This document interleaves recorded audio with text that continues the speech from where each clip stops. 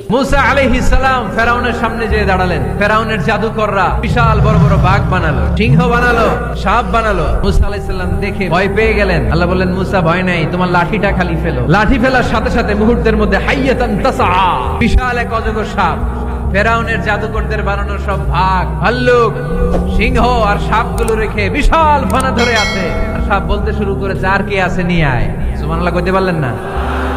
এই দৃশ্য দেখার সাথে সাথে ফেরাউনের রাজপ্রাসাদের সামনে যতগুলো জাদুকর ছিল, কোরআন বলে ফাউলকিয়াস সাহারাতু সাজিদিন। এই দৃশ্য দেখা মাত্রই ফেরাউনের নিয়ে আসা বড় বড় জাদুকর গুলো মুসা আলাইহিস সালামের সামনে দাঁড়িয়ে আল্লাহর জন্য সেজদায় লুটিয়ে পড়েছে।